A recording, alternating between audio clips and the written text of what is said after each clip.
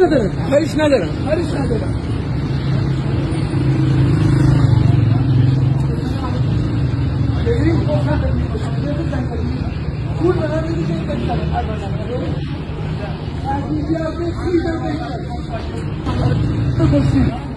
ببین من ولت نمیکنم.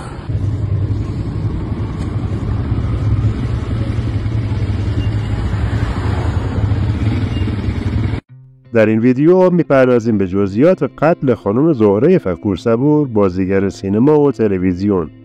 اگه به این موضوع علاقه‌مندی تا پایان ویدیو با من باش.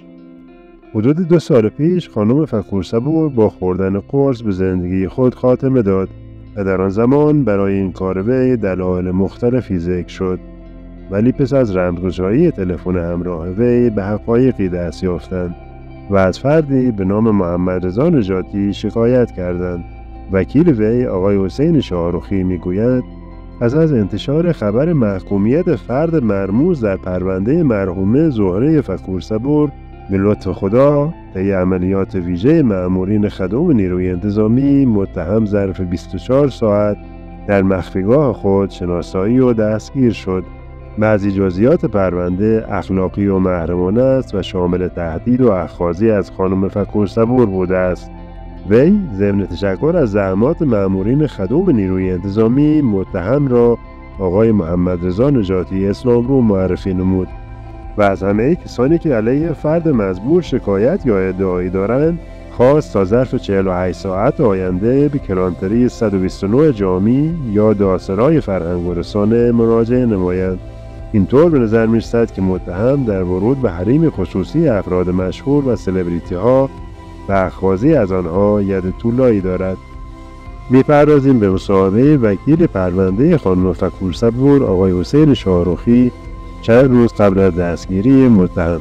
آقای شاهرخی میگه پس از مرگ مشکوک مرحومه زهره فکورصبور با پیگیری‌های برخی از ورثه، رد پای شخصی مرموز طی یک سناریوی مجرمانه و مغیلانه کشف شد، به طوری که بنابر ظن قوی برخی از ورثه مرحومه طعمه امیال شوم و نامیمون واقع شده است. بر همین اساس برای احقاق حق طرح شکایت از طریق مراجع قضایی و اعلام جرم مطرح شد. پس از ثبت شکایت، متهم در شعبه 4 بازپرسی دادسرای فرهنگ و رسانه تحت پیگرد قرار گرفت که با تحقیقات محسوس و نامحسوس قضایی و ضابطین خاص و شهادت شهود و گواهان و مطلعین و پیاده‌سازی و رمزگشایی از برخی اسناد و مدارک و تصاویر، افعال مجرمانه شخصی به نام محمد رضا نجاتی اسلاملو محرز و جلب به دادرسی شد. نهایتاً طی دادنامه صادره از شعبه 1026 دادگاه کیفری نامبرده به حبس و شلاق و محکوم و قطعیت آن به موجب دادنامه شعبه 23 تجدید نظر استان تأیید شد. بنا به ملاحظات و رعایت برخی مسائل اخلاقی و حفظ حرمت و کرامت انسانی موکل از ارائه جزئیات پرونده معذورم. این فرد متواری که انشاءالله به زودی دستگیر خواهد شد. حسین شاهرخی، وکیل پرونده. که خب دیدیم طولی نکشید که فردی با گرفتن 50 میلیون تومان مخفیگاه مجرم رو لو داد و توسط نیروی انتظامی دستگیر شد.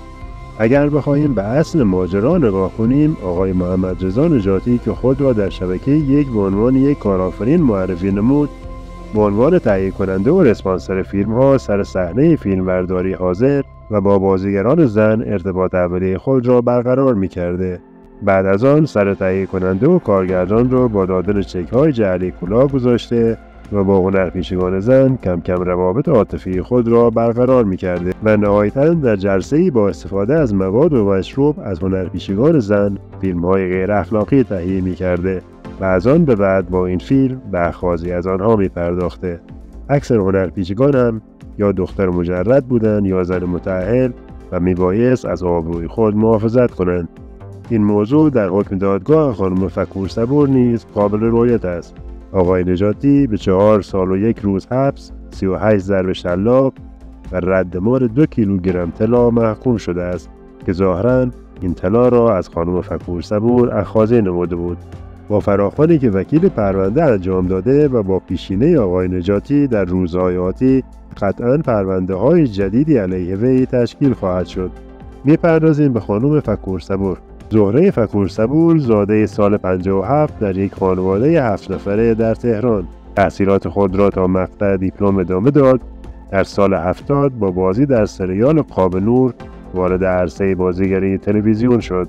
او در سریال های دیگری همچون مسافری از هند، ریحانه و نرگس، دلنوازان، 2 فصل از دردسرهای عظیم و آخرین فعالیت وی در سال 99 در سریال کامیون بود. او در سال 80 با فیلم بوی گل سرخ وارد بازیگری در سینما شد و در چند فیلم سینمایی دیگر هم ایفای نقش نموده است.